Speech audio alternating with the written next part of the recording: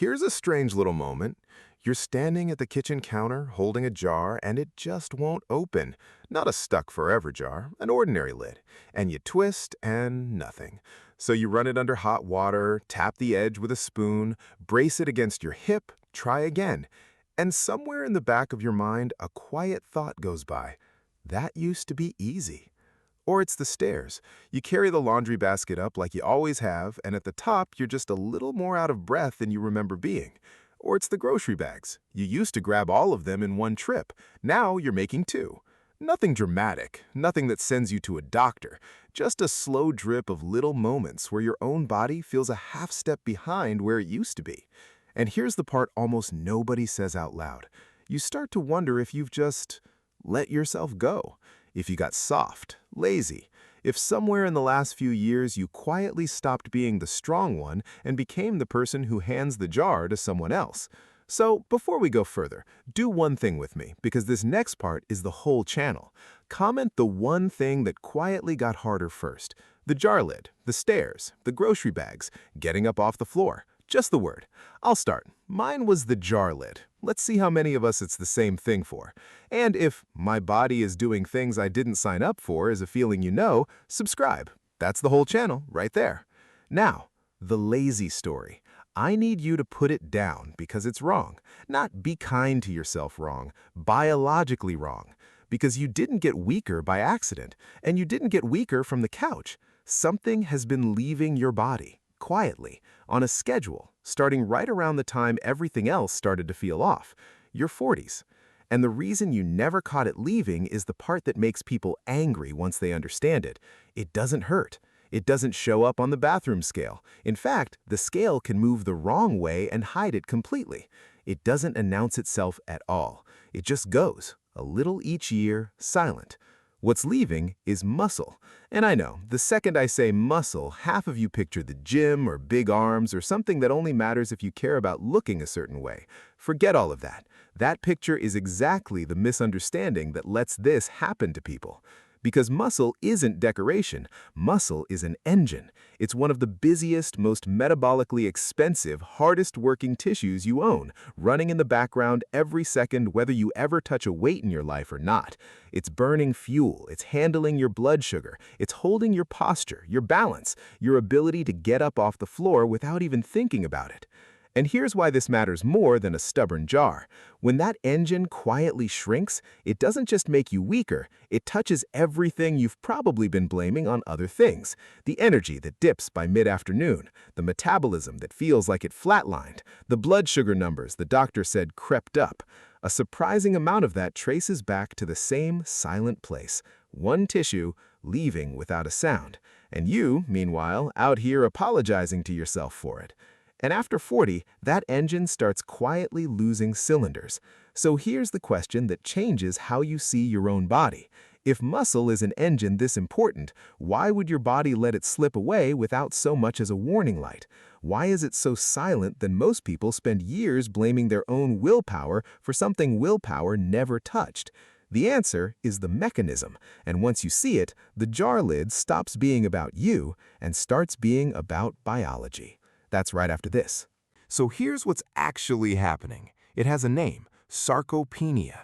It just means age-related muscle loss, and it is not a disease you caught or a punishment you earned. It's a process that starts, for most people, somewhere in the late 30s or 40s, and the numbers are real. Research suggests that after 40, adults can lose up to roughly 8% of their muscle mass per decade, and the pace picks up as the years go on. But that percentage is not the shocking part. The shocking part is what that muscle was doing. Remember, muscle is an engine. Skeletal muscle can make up more than half of your entire body, and it's one of the main places your body parks and burns blood sugar, and one of the biggest reasons your resting metabolism is as high as it is. So when muscle leaves quietly, it doesn't just make jars harder, it turns the whole engine down. Less fuel burned while you sit still, blood sugar with fewer places to go, energy that dips more easily than it used to. That "my metabolism just died" feeling, a real piece of it is engine cylinders going dark one by one, and you never heard a thing. Now, why is it so silent? Two reasons, and they're both quietly brilliant and quietly infuriating. The first is wiring. Your muscles are run by nerves. Picture each nerve as a foreman commanding a crew of muscle fibers. With age, some of those foremen retire, and when a foreman leaves, his whole crew is orphaned. No signal, no job, and those fibers simply fade away. You don't feel a nerve retire. There's no ache, no cramp, no warning. The crew just goes dark. The second is what scientists call anabolic resistance. In your 20s, an ordinary meal with some protein sent a loud, clear, build muscle signal. After 40, that same meal, that same effort, sends a quieter one. Your body has gotten a little hard of hearing. You can do everything you always did and still slowly come up short, not because you're doing it wrong, but because the volume knob got turned down without asking you. And now the twist, the thing that explains why this sneaks up on absolutely everyone. You'd assume strength and size fade together. They don't. Studies that measured both in the same people found that strength drains far faster than size does, by some estimates 2 to 5 times faster. Read that again. Your muscle can look almost the same in the mirror, while the power inside it quietly runs out from underneath. That's the hidden engine. That's why the scale lies, why the mirror lies, why you can't point to the moment it happened. The size hangs around just long enough to fool you. The strength, the actual engine power, is already slipping.